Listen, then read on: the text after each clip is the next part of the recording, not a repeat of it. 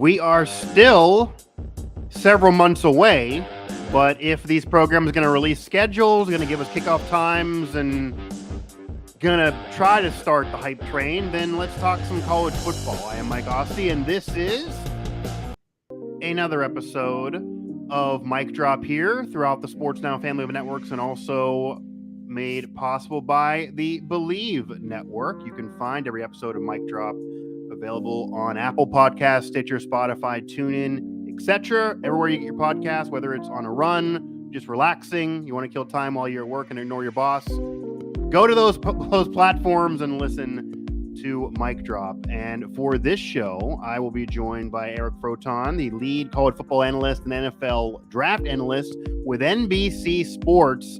And we're going to talk about Pitt, West Virginia, and Penn State, his expectations, if they align with maybe what I'm thinking, and even some comments by a head coach of one of these teams, you probably already can guess, and what he thinks of what a very, very prominent head coach is doing this offseason with his new program, and that is Deion Sanders at Colorado. And I'm also happy to hear that I maybe will be able to get Eric in person. We did meet in Las Vegas covering the Shrine Bowl and different events, so maybe I will get Eric in person again, as with NBC potentially covering, I'll switch the box there, potentially covering West Virginia at Penn State, rekindling that rivalry, of course, in State College. So Eric, first off, how you been, man? It's been a minute. I did meet you in Vegas. We had some fun. You got to watch me, crash and burn playing some video games on the field there. That's correct. Yeah, our boy Malik Obi, with frankly, technical skills that I don't possess. I don't know about your, coding acumen, but that ain't I can't my do the skill coding. set. No, I cannot do the coding. No, I can edit this all day long, but the coding, I don't think so. But I need another redo of being able to play his new rendition of Techno Bowl that we were able to play there at Allegiant Stadium in Vegas. But yeah, and it's going to be down in Frisco now, actually, moving the Shrine Bowl. So I don't get to go to Vegas again. What? Well, we can find a way to get to Vegas. We can find a way and a reason to get to Vegas. Where is it going to be this year? I didn't realize that. Where is it? Yeah, I heard Frisco, Texas. Frisco, Texas. Okay, yeah. We know the Frisco Bowl. I think they're getting closer to the Senior Bowl. They're trying to make it easier for those athletes with where they work out, maybe travel, making it easier. Although I can argue flights to Vegas are pretty cheap. I don't know. And you're not in Dallas, you're close to Dallas. But I will digress here. But again, Eric Froton of NBC Sports, Mic Drop here with Believe and the Sports Now family of networks.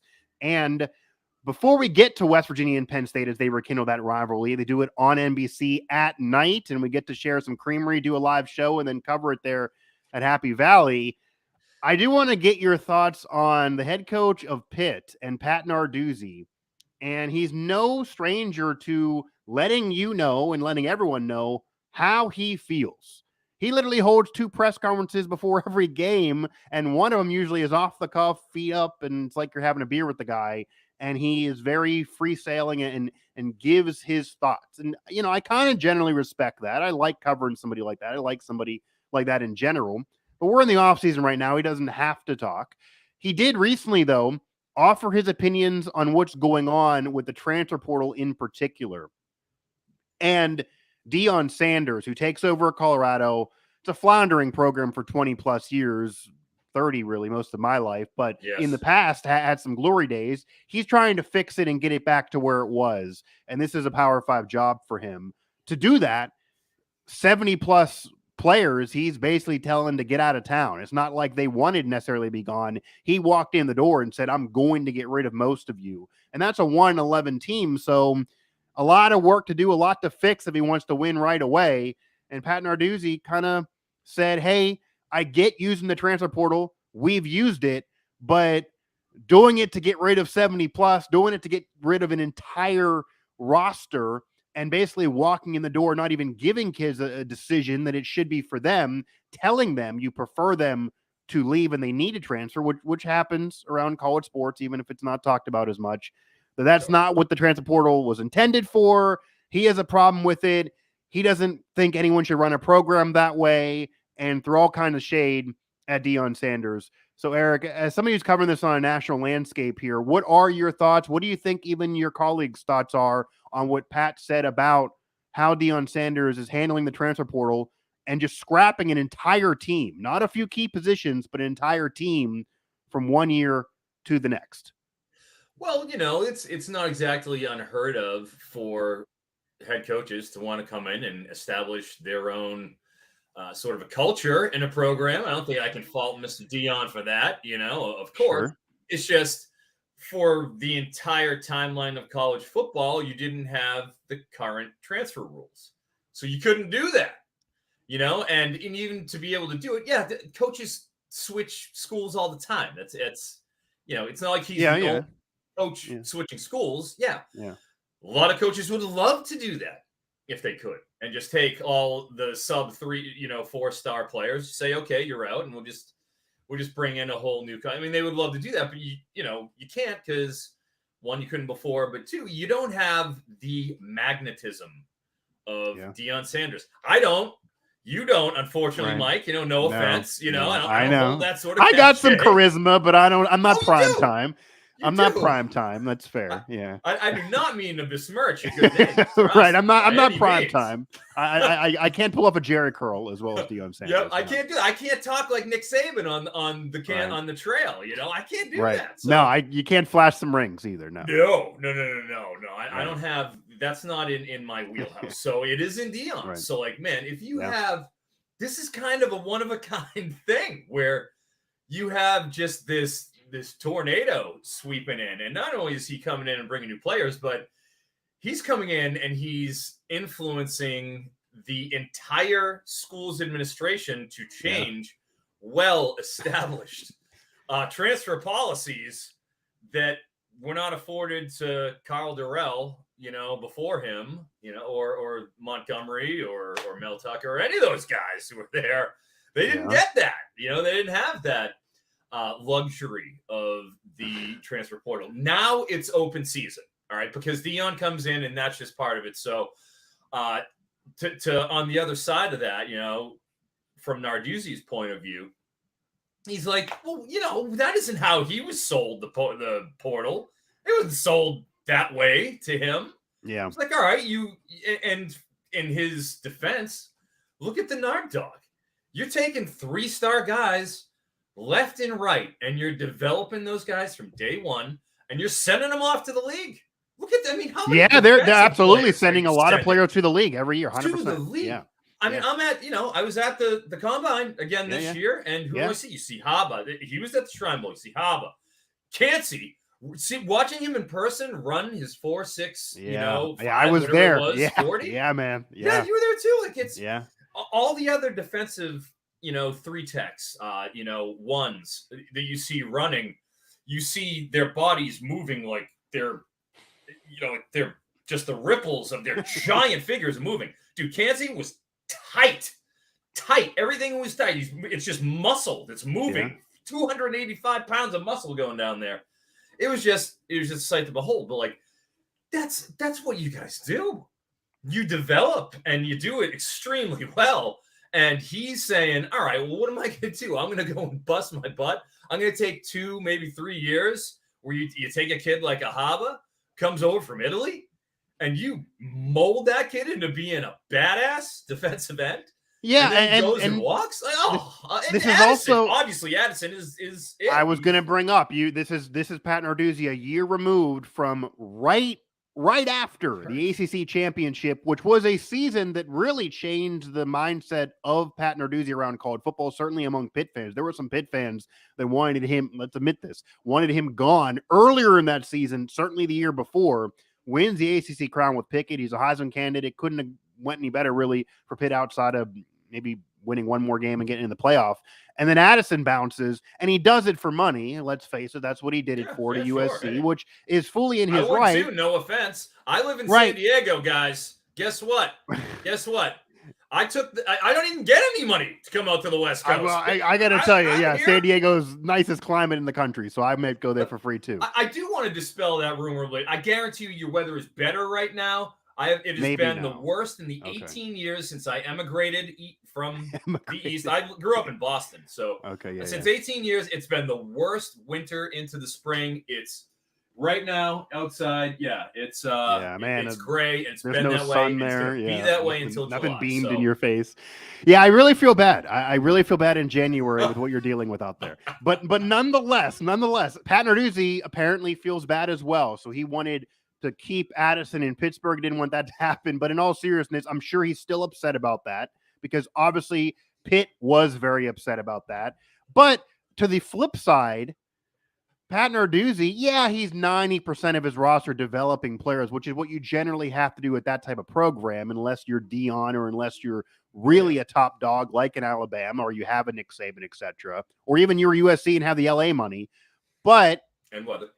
Yeah, and weather, or media market too. And media, yeah, all of it. You get to be a star in LA for your last year of college, right? Are you kidding me? But Pat Narduzzi did bring in a transfer quarterback, not only this year, who is a local Pittsburgh kid that went from Boston College and now coming back to Pittsburgh, but also Notre Dame first too. Notre Dame first, five-star recruit. Right. So he brings him in. That's a transfer. That's a kid that they swung and missed at trying to recruit years ago. Mm-hmm. And also the year earlier, it didn't work out, but they brought in a kid from USC to Pitt in Slovis. So there's some hypocrisy there, I guess, is what I'm trying to say.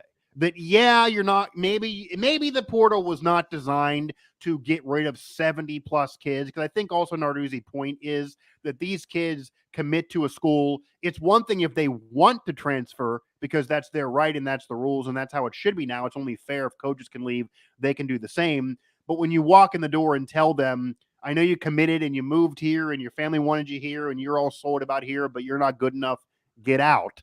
Like maybe that wasn't the intention of the portal. It's being used that way across basketball and football. That's what we're getting. Yeah, we're getting it for sure. So maybe that wasn't the intention, but it's not like Narduzzi's not using the portal to his advantage as well. And it's also not like the year with Slovis didn't work out. It wasn't just that Slovis wanted to leave and get more playing time somewhere else. Pitt also kind of said to him, hey, it didn't work out. You're best to transfer. So Pitt's done the same thing.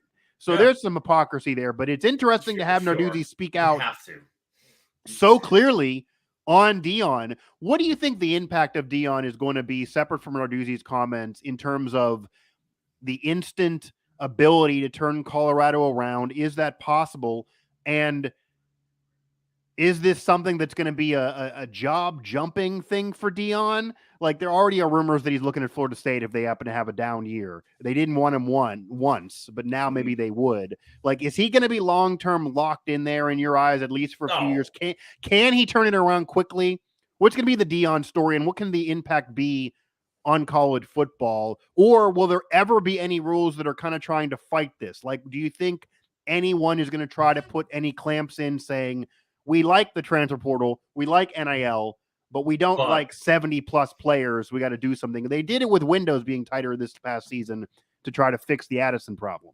Oh yeah, you're going to see continuous tinkering. I don't to think that, barely 2 years, into this experiment that they've thought out all the loopholes and the kinks. No way. There's going to be plenty of nibbling around and tinkering. That's going to come for years to come. Yeah, we haven't settled science at all.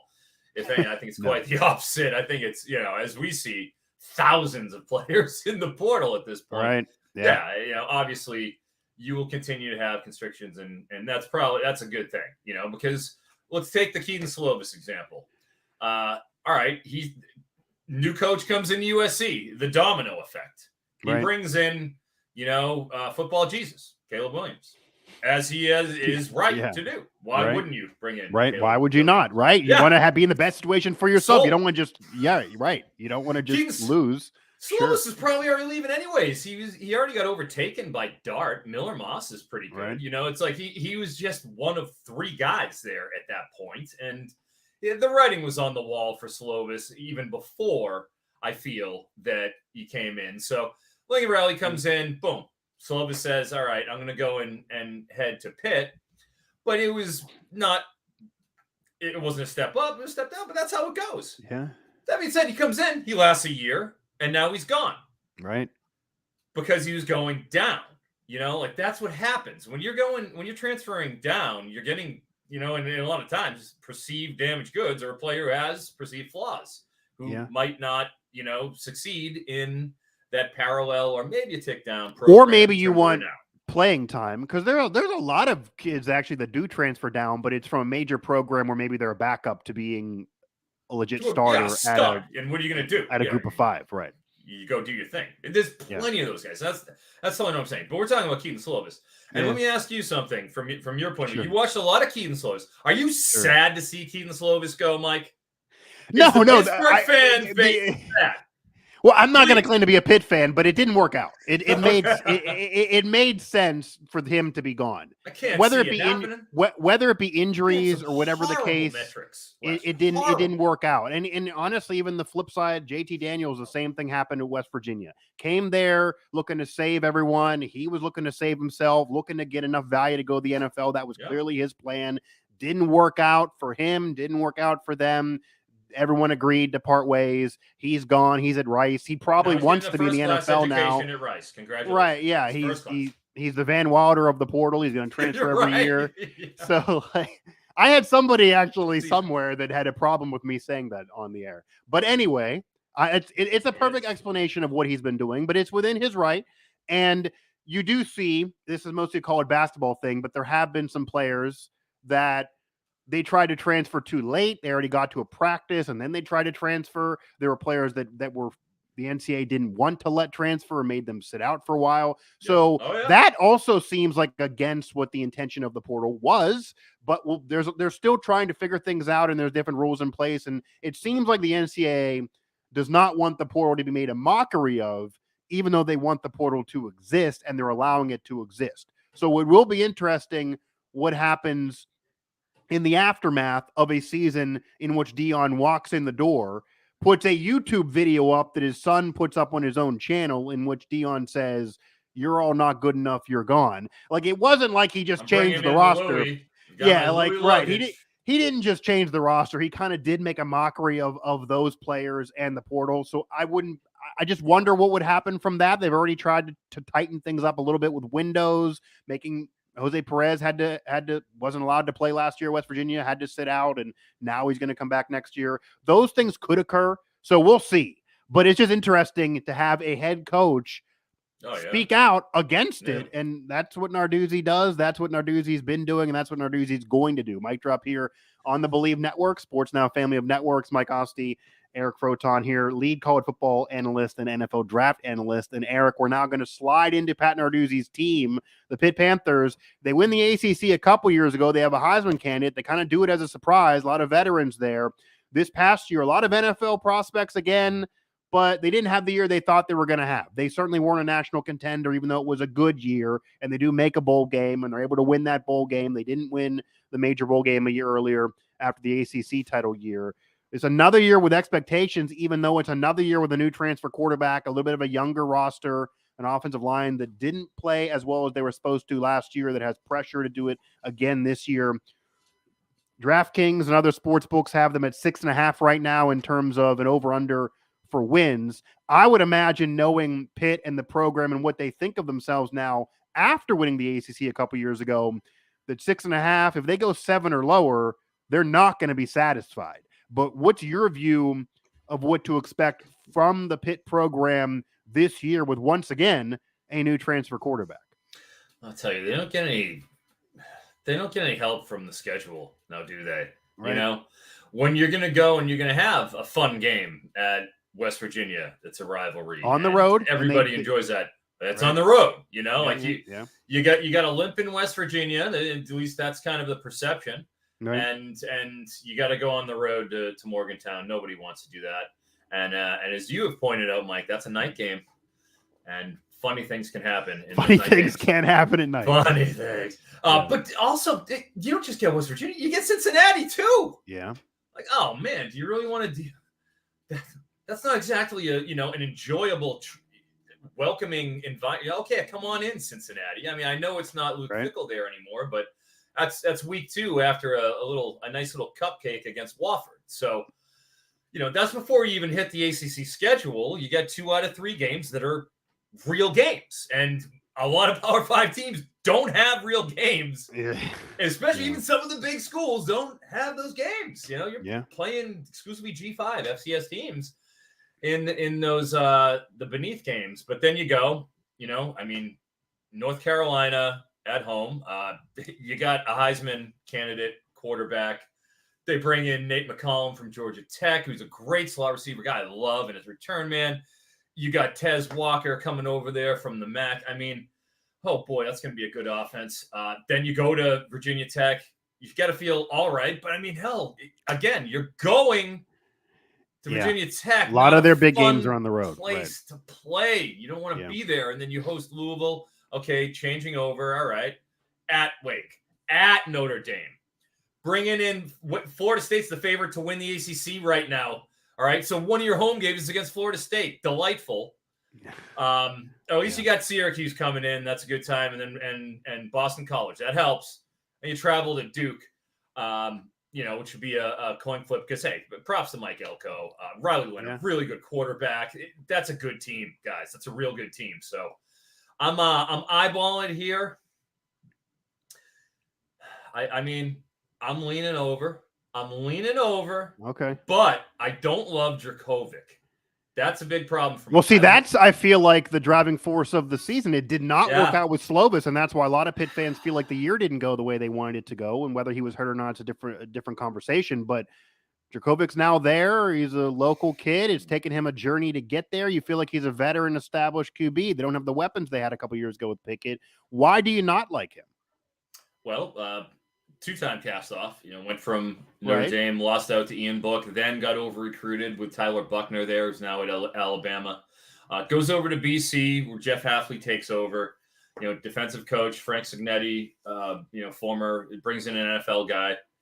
Hafley was the DC at Ohio State, so, he was an extremely well-qualified guy to go in. So, I have really high hopes, and he's working with Zay Flowers.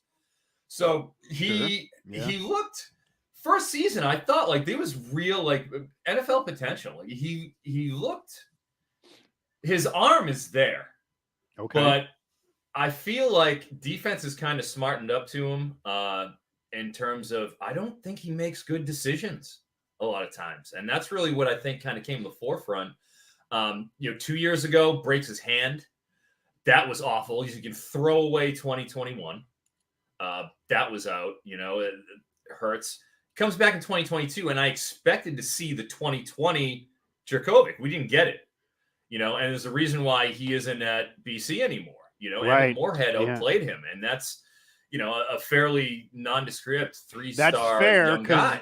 A lot of Pitt fans, it's polarizing. They're either excited or they didn't want to change, and they wanted to there was even some Pitt fans that actually wanted Patty to get a shot. But to be fair, I thought Patty was all right in the bowl game. Right. He's elusive. He's got some moxie. Speaking of cakes, I didn't mind him. Yeah. Speaking of the transfer portal, Patty probably should have transferred out too. Christian Villieu, and that's the other thing that kind of makes me feel better.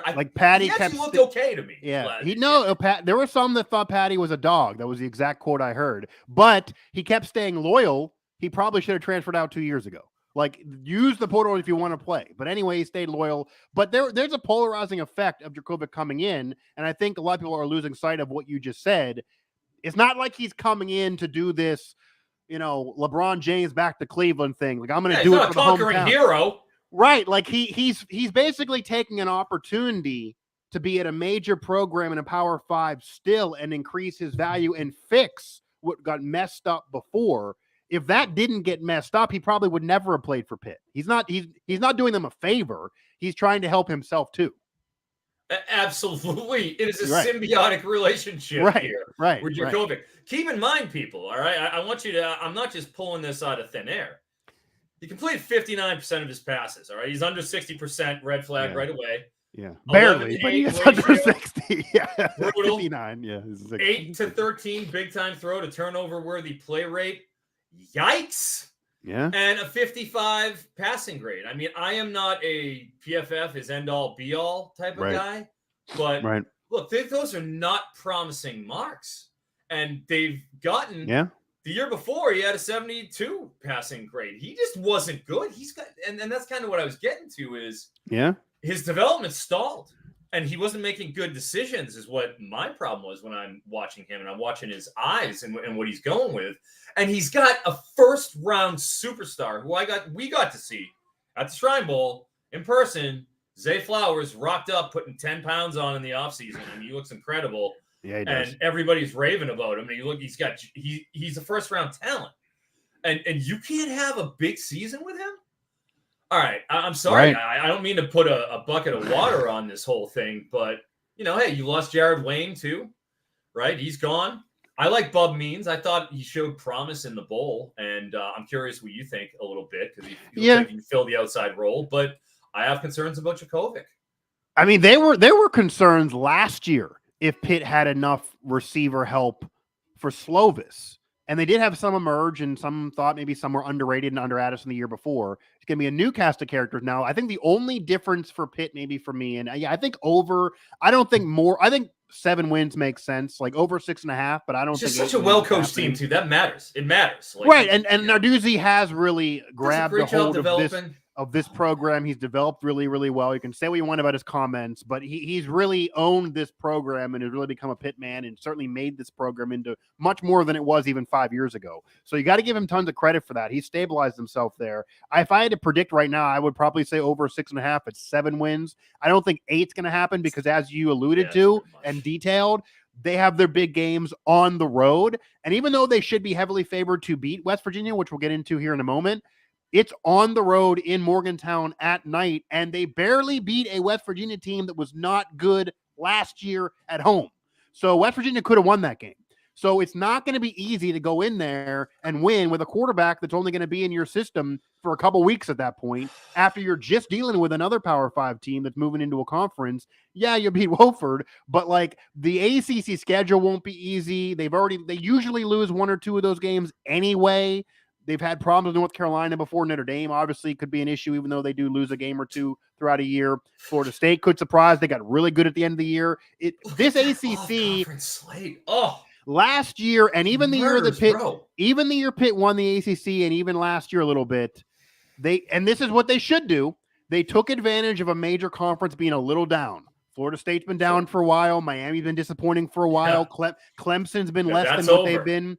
Clemson's been. Yeah, right. They dodged Clemson this year. That's good. Right. You don't have to play Clemson, but still, Clemson is going to be back this year. Florida State should be really, really good. Miami should be better this year. You don't have all of them on the schedule, but the difference is that unlike last year and every other year, you were able to come out of a division of the Coastal, and all you had to do was beat the Coastal teams. That's it. Doesn't matter your overall record. And then you're in the conference championship game. That's also gone.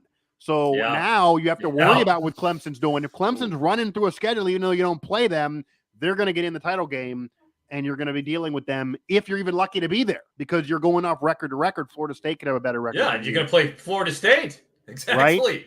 Right. So it will not be easy for Pitt by any means, and it will start off difficult for Pitt. So we will see what they do. Maybe they'll give you more of a ground and pound team, though. They actually had some success on the ground last year that could save them from having to worry about what a quarterback does. Eric Froton, one layup, one non-Power 5 team in your whole schedule. Yeah, and Eric, now we're going to move in again. Eric Froton of NBC Sports. Mic drop here on the Believe Network throughout Apple Podcast, Stitcher, Spotify, TuneIn, etc., and Pittsburgh Sports Now, West Virginia Sports Now, and Nittany Sports Now, or a Sports Now family of networks where we have coverage of all of these teams.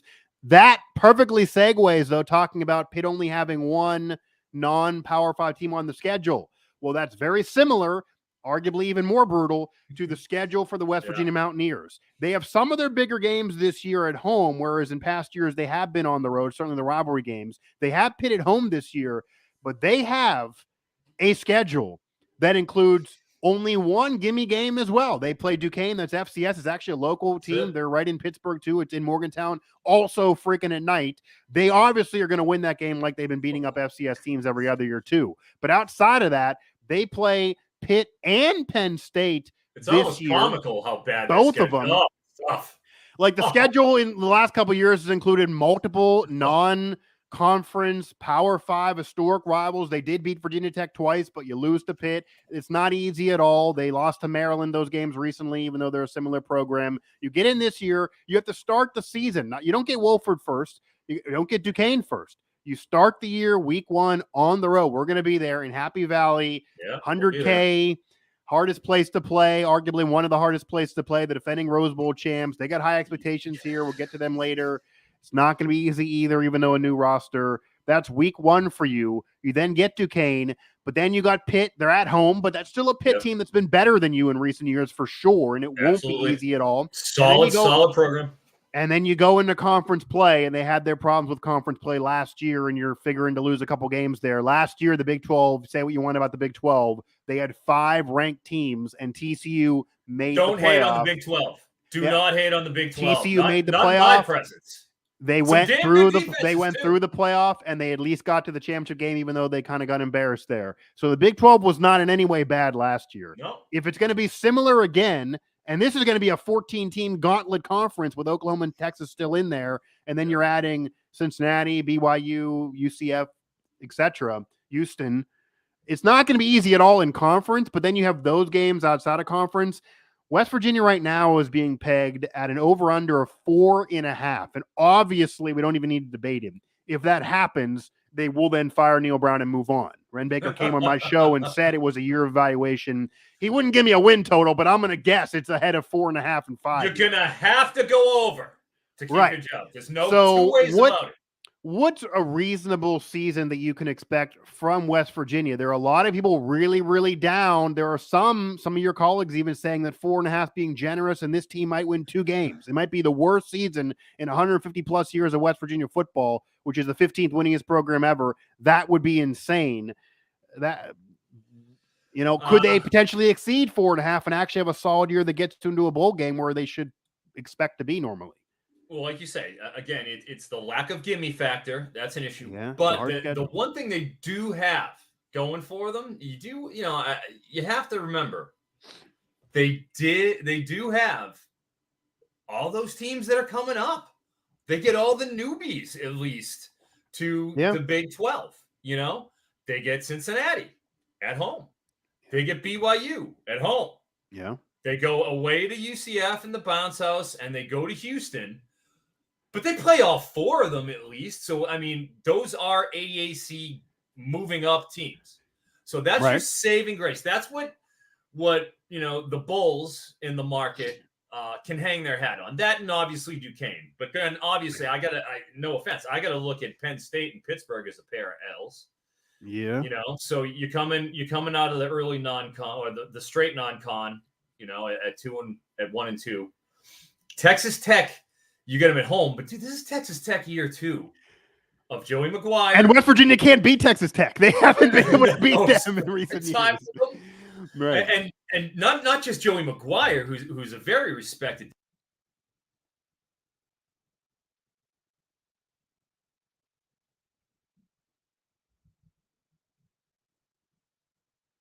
I think we lost you mic-wise there, Eric. You're going to bring me back to where you were. We had some technical difficulties there with the mic prior to the show. Are we back? We back? We are back. So go back into it. My apologies. And Texas Tech is no joke. Okay, Joey McGuire, defensive head coach, made his bones extremely well respected, is running the show. But keep in mind on offense, so he's had a chance to change over the D, and then on offense, year 2 of Zach Kitley. Okay, we're talking about Sam Houston State. During the pandemic, we saw them play up 4 times. They played Texas Tech, and they hung a 35 on them, on Texas Tech. And they played, a couple other, it eludes me at the moment, but they played a couple of, pretty respectable P5 teams, and they were scoring on them. So 2021, Kitley gets the call up to Western Kentucky, brings his staff with him, brings the Stearns brothers, brings Bailey Zappi up there from Sam Houston, and starts lighting the CUSA on fire. That's the guy that Texas Tech has in town now. And he's already had his year 0 of resetting. They go and they bring in Dre McCray, who's a 2-time All-American, all right, at the FCS level. They bring him in to play that valuable slot role. Jerran Bradley's in year 2 on the outside. Xavier White has been in there and proven himself already. You have 2 seasoned quarterbacks that are in that system. The Houston QB, Donovan Smith's already been headed out. Bottom line is, year 2 Texas Tech is a team I believe in. That's a problem. Okay. At TCU, all right. At Houston, all right.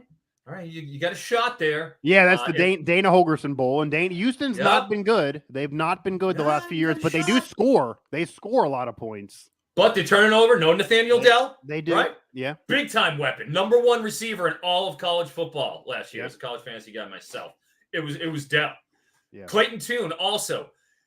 Fun fact, Clayton Tune, highest PFF rating, also second highest grade under pressure in the entire college football landscape last year was Clayton Tune. So they're not just losing a couple of guys, losing a couple of studs, a couple of legit dudes, and a 4-year starter in Tune. So, like, you're talking about a reset. Does Donovan Smith transfer down from Texas Tech? Yeah.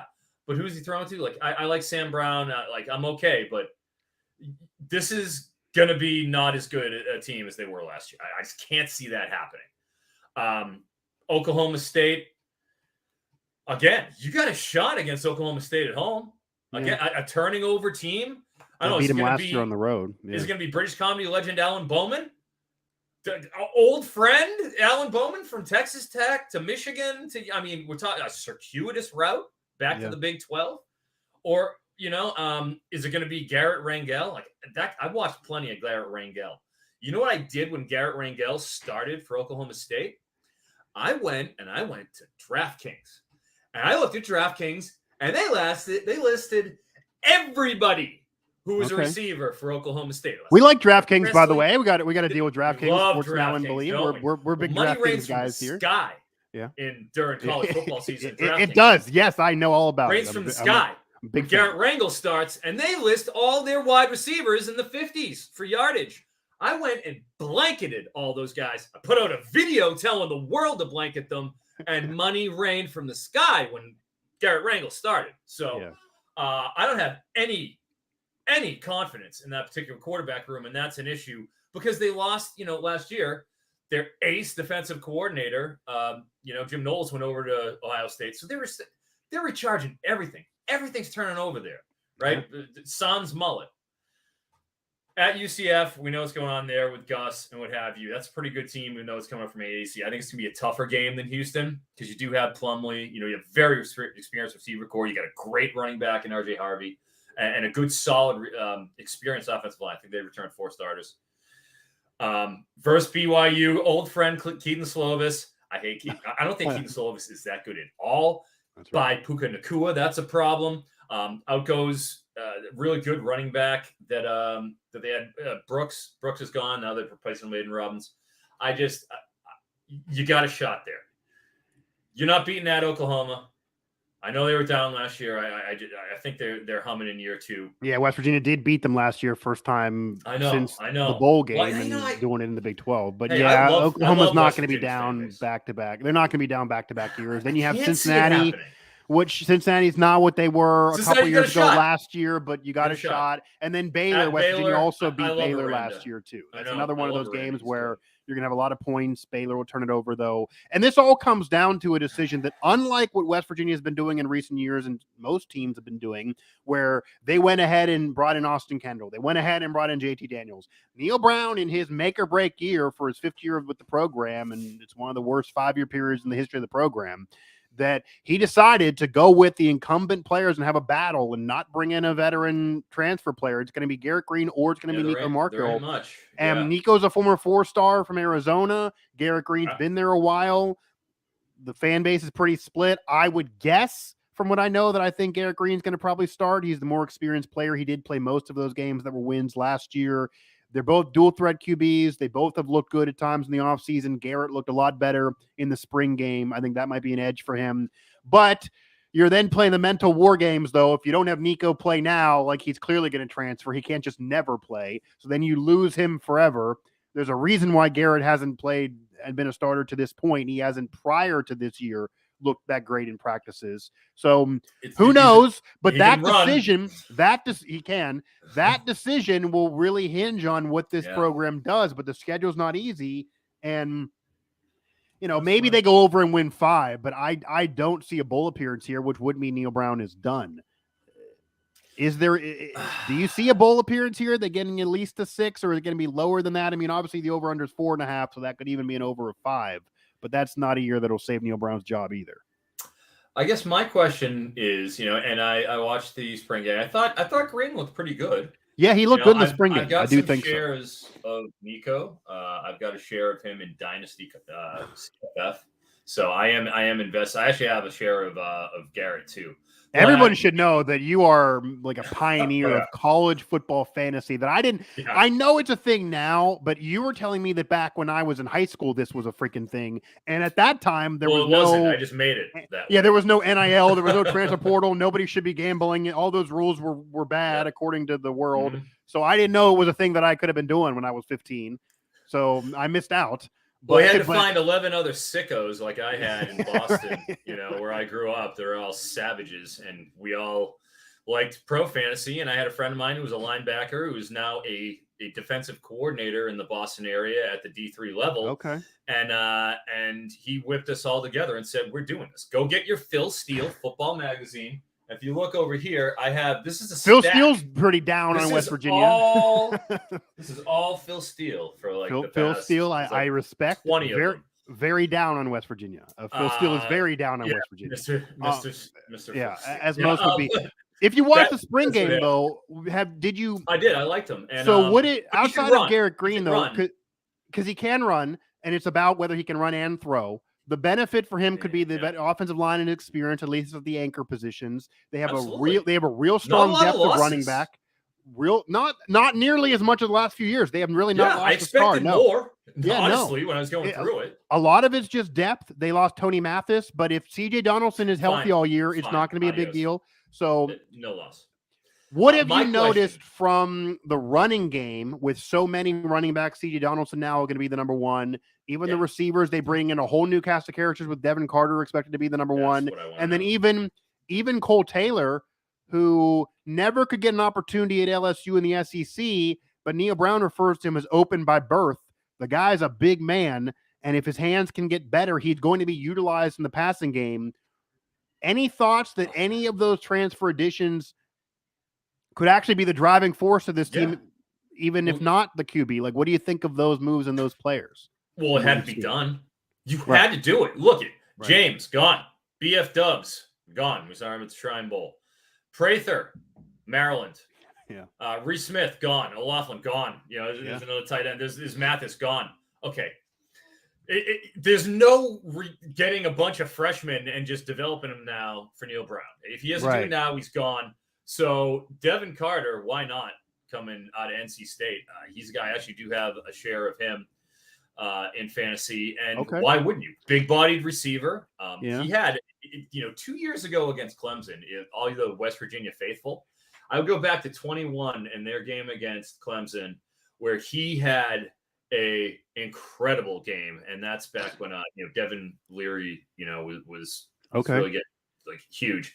Watch that game. And that's really what you'll see out of Devin Carter is he worked over Andrew Booth, who was, I believe, the first or very, very early second round cornerback. He plays for the Vikings now. He was a first rounder. And watch the way that he works the sidelines, downfield, creating separation at the top of the route stem. I've heard good things about the camp reports. I obviously haven't been there in person to see that, but he's looked good. No, Devin Carter's looked good in camp. I think the only thing that gives some people pause is he was brought in. He's talking about being the one. The program says he's going to be the one. He didn't have number one numbers in the ACC. Correct. Yeah. So why? I guess is a question.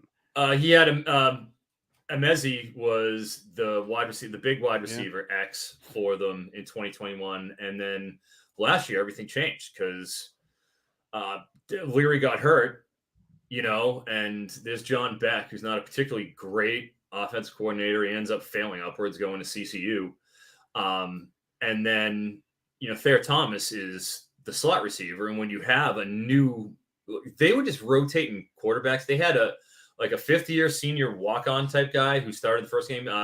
Jack returned to the 36 Made a bowl game despite all this. Though, but it was madness. Well, Chambers started the first game because they had MJ. Right. That MJ who was just really a true freshman. We got to give more, just a little bit of rope here. So they started him, and that was another case of guys. I believe it's legal in West Virginia. You got to be betting college football props because Jack Chambers started a college football game Jack Chambers. Yeah. I just faded everything having to do with him and everything to do with the passing game, and that's what happens, and that's how the magic happens, guys. So Jack Chambers, but then it goes on a true freshman with Moore. So like their passing game was just totally out of sync all season long. Like, so he can have at least Bryce Ford-Wheaton numbers where you're looking at instead of 400 yards, 700 yards, like that. Yes. That can happen. And Bryce Ford-Wheaton, I wish he had a little more wiggle to his game. How many? I mean, I don't need to tell the West Virginia faithful, but how many hitches did you see him to like catch? Like, okay, we got just a short little wide receiver screen, a little hitch, and instead of like having a little bit of left or right, he just goes straight up the field. Yeah, he's like, fast. There's no nuance. He just goes. Yeah, and he even surprised us at the combine running the 4.38, threw a shot across the bow and said, I'm going to run really fast, and he did, set some records there, but didn't get drafted still, so maybe that's part of it. And he had all these different quarterbacks to deal with, but that story for Bryce Ford-Wheaton's over at WVU, so we'll see what he does with the Giants. I feel like that is probably better. I mean, he's more nuanced in terms of what he's doing, and NC State had Robert Anae come in, a new offensive coordinator. When you get a new system, you get a whole new, and then the Deionization of the program happens, and everybody goes their separate ways. But the Deionization, I might have to use that one. The Deionization. I'm going to drop that to Pat Narduzzi. I think he's going to love that. The Deionization. Oh wow! Oh goddamn! If I get a little of my stuff over there on the Nard Dog, then that's all good with me. Jay Polk could be somebody too. I like Polk out of Kent State. He was really good. Yeah. Polk. Many I think he'd be a good slot. He's a slot. Take it for what it is, but like he could fill be a returner too. That role. Yeah, absolutely. Yeah. So like those are two guys that I think can slot right in. You guys would know better than me on the depth side of things. But yeah. I mean, it's an entirely new receiver room. It's really bizarre. Oh, yeah. Like the entire room is new. The running back room is basically the same, except for bringing in Jaheim White as a freshman, who's looked really, really good. Rodney Gallagher, a 4-star, who's a relatively local product for the Pittsburgh area that went down to WVU. You're obviously not going to be saved by a true freshman right away, but I would not be shocked if he makes an impact and he gets some PT. They don't normally do that, but he was a product and a player that Neil Brown in West Virginia really recruited heavily. They consider him a local recruit, despite him not being a West Virginia player. So I would think he already has an NIL deal from high school. Like he's going to get in a little bit. I would not be shocked. He was not at spring ball. He will be at fall camp. He's a question mark on what happens. And by the way, as we now segue again, he was deciding between West Virginia and this team, who they're going to play in week 1, and that is Penn State. So Penn State, according to DraftKings and all these sports books, Caesars, FanDuel, etc., they're at 9.5. So this is a little different story than West Virginia and Pitt. Penn State expects to be a top 15 team, a top 10 team, vying for the playoffs, certainly when it's expanded. They won a Rose Bowl last year, but they lost to their rivals. They lost to Michigan. They lost to Ohio State. A lot of fans are still upset about it because you can't just lose those games every year despite winning the Rose Bowl. They do lose some veterans from last year, and they put some players in the NFL like P.J. Musterson, Mitchell Tinsley, etc. Even Sean Clifford, to be honest. What do you think of the Penn State Nittany Lions? As you're getting me a card or something here for the video part of the show. It's available with video and audio, but the video is just so much better when you get Eric Froton on the What do you think of Penn State, though, this year? I mean, they're obviously heavily favored against West Virginia. That is a home game. But the entire year is about, can they beat the rivals? Can they beat the top dogs? And can they get in the playoff? So can they? I love Penn State this year. Okay. I don't like them. I love them.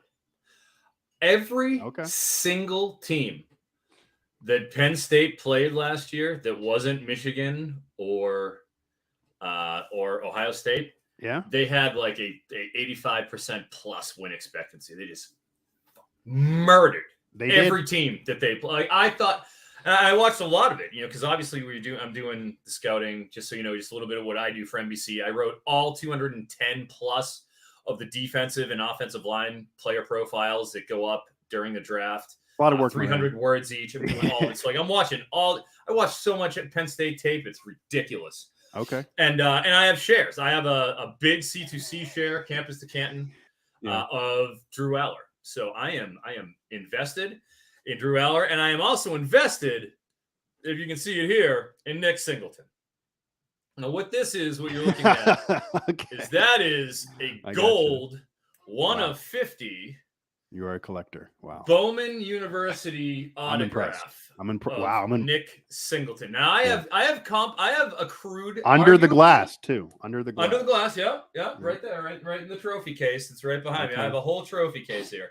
Okay. But I have accrued arguably the greatest collection of Nick Singleton Bowman U memorabilia in the world. I've got his 1 of 5 autograph, his red shimmer. I've got the gold. I've got every variation of his autograph and card because he is going to be the Bijan Robinson of 2025 class. Wow. He is 6 foot, 228. The guy is hitting home runs left and right. Like you don't see in terms of. All right, so here's a great stat from a column I just wrote. So as Mike had alluded to, I am in the college. I do anything college football related, DFS, fantasy. I'm the #1 college football player props expert in the world. I hit 69% of my plays over the course of the past 3 seasons. I do it every week. That being said, okay. Last year, right, over the course of the past 4 full seasons, right, in 2018, there were 10 running backs that achieved 1,000 yards and 10 touchdowns while receiving less than 20 carries, right? 10 in all of college football. Last year, there were just 2. That's the difference in just 5 years in how much teams are throwing the ball. So you just don't see low-volume running backs hitting these elite thresholds like you used to. Unless you're Bijan Robinson, right. Unless you're a god. But Bijan had over 200 carries. Yeah. The only 2 guys to hit that mark, the 1,010 under 200 carries last year, Zach Charbonnet, who was a 2nd-round pick. He was a 3rd running back taken and was absolutely incredible for UCLA, and Nick Singleton. And it's because Singleton, he only had 156 carries last year, and he had 1,057 in 12 because the guy hits bombs at 228. He's outrunning people at 228. He doesn't just have good feet, like he can follow the blocks, but he's got the long speed. Pairing him up with Katron Allen, a fellow true freshman, and Aller, like that backfield is going forward unabated, and it's going to be a problem. The only thing I'm really concerned, and you got Olafashanu, the #1. He would have been the #1 left tackle in this draft. He would have been a top 5 picks in the 2023 draft. Decided to come back because he knows that Penn State has got something, and they're going to go and dominate this year. I sincerely think. I'm not just saying. Like I have shares of Aller, I have all that. Yeah. I think Penn State.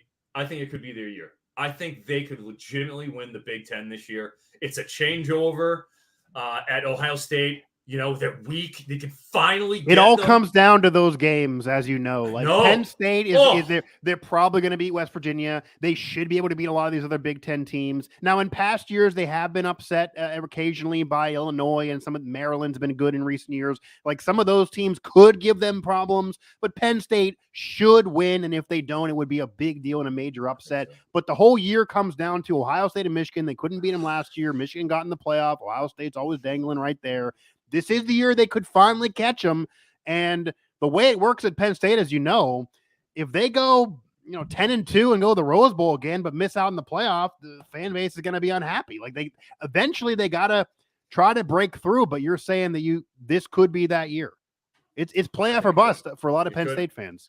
I think you got 2 years. I think this is a nice little 2-year window. It's year 1 of Aller, his starting, Drew Eller. So I feel like you have to temper that and expect that there could be, and there likely will be, some growing pains. I watched the whole spring game and everything. And while I like seeing Aller and how he made his progression, especially we all saw the one clip where the touchdown pass, where he's going right, center, left, hits it. And it was beautiful. It was how it was supposed to go. But there was a few other passes that I'm watching, and I'm still seeing the footwork. He's a little bit on his toes. He's making that delivery. A little bit of wobble in his ball that I didn't expect to see. So Eric, still things he can improve. Yeah. So if you're telling me there's things he can still improve upon, and obviously they're going to be maybe a run first team, but most of the Big Ten knows this. They're going to be ready for this, and some of those stud defenses on the D line, they're ready too. So my question to you is: the Penn State season comes down it's going to come down again to Ohio State, Michigan. They don't play either one of these teams until middle of the season, so they got to be like 6-7-0 before those games up the happen. Anticipation for those games. Yeah. So my question to you though is: outside of Ohio State and Michigan, which if they don't beat them again, they're probably going to have the same year they had last year where they're just outside the playoff. But if they beat one of them at least, they probably will get in. If they beat both of them, they're certainly going to get in. If they can go through the schedule and deal with those teams, they're going to be fine. It'll come down to those games. Outside of Ohio State and Michigan, though, which is the other game on this schedule besides the Buckeyes and Wolverines that could have Penn State trip up to make those games irrelevant? Because if they lose to Illinois or Maryland or Northwestern, those Ohio State Michigan games might not matter at all. It's true. And I'm looking at the schedule. I would have to say it's either September 16th, week 3 at Illinois, on the road in Champaign. They have new QB, DeVito's out, but and they don't have Walters there, who's just an incredible DC. That's still first, on the road, first Big Ten game. That's a problem. But I think most likely it would probably be Iowa. They get them at home. Okay. But, Iowa, for the first time, has actually embraced Deion style. Here we are. Yeah. The transfer portal, or Kiffin. Lane Kiffin's going to be upset with me not giving him his portal king status, but Sure.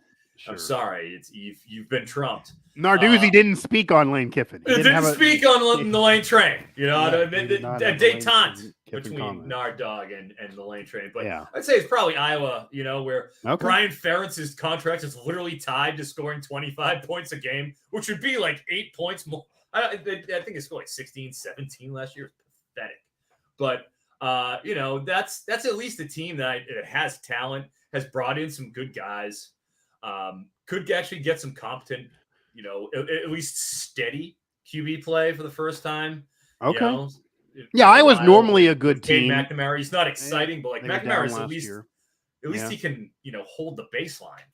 They can inhabit. The one I would point to could be later in the year, and it could be, I believe it's after they already play Ohio State. So they could have Ohio State where maybe they would somehow beat Ohio State, or even if they would lose, it's right before. So it's in the middle, Eric. You have Ohio State, then you have Indiana. Probably are going to beat Indiana there. But right before Michigan, I do wonder if it's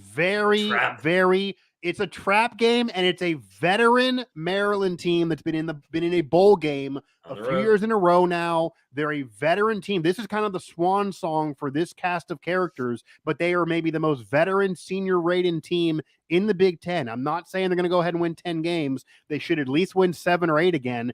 And they maybe could surprise some teams. They were close to some upsets last year. They mostly took advantage of FCS teams to get in the bowl, but that's right before Michigan, after Ohio State. So whether you beat the Buckeyes or not, you can get up or down, and Maryland has a real veteran team. That could be a trip up in a trap game right before Michigan and ruin kind of the whole hype train in what Penn State, Michigan could be. So if that happens, remember this show, and I will brush my shoulders off. That's where I'm going right now. If they're going to get tripped up, I think it could be there, but it could be a special year for Penn State for sure. Eric, I appreciate the time. It was great catching up with you. This was the first virtual for us. We did a lot in person at the Shrine Bowl and the Combine. So I'm hoping to see you in early September in Happy Valley. I hope so. I'll be in touch, Mike. Obviously, I'm going to try to make that. I think I'm going to do it, and we'll obviously get to hang out in the press box. You'd show me around the place. I haven't been to Beaver Stadium yet, so. Okay, man, it is fantastic. I will definitely show you around. We'll definitely be there. Regardless, we'll do one of these shows before the season, maybe there as well. Absolutely. So, Eric, I definitely appreciate it, man. Thank you, Mike. Take it easy, brother. All right. So again, Eric Froton of NBC Sports. He is their lead college football and NFL draft analyst. He is mediocre on Pitt, kind of feeling like they're going to be what they are. He is maybe, as everybody else, down on the West Virginia Mountaineers. And their schedule's not favorable. And who knows? Maybe they'll get lucky and win more. If it's not a bowl season, though, Neil Brown is gone. And he knows that too. And then he is very, very high on Penn State, maybe higher than some, but there are expectations this year that it's playoff or bust after a Rose Bowl year. They got to beat the rivals regardless of what else they do. Eric, very, very high on the Nittany Lions, and thinks 9.5 might be low, and then they could go 10 plus again, if not 11, which then you get 11, you lose one. They can probably afford to lose one of those Ohio State and Michigan games. They're going to have one of the tougher schedules in terms of maybe quality losses if you have to have that argument of the year. But they got to beat one of them.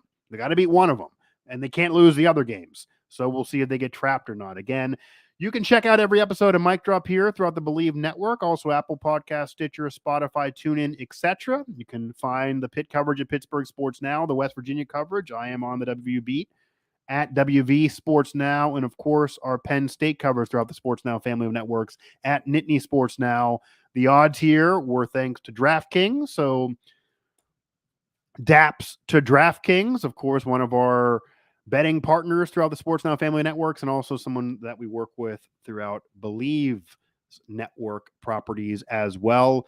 Again, thanks to Eric Froton of NBC Sports. I am Mike Asti, and we are months away, but I am already excited for the new college football season.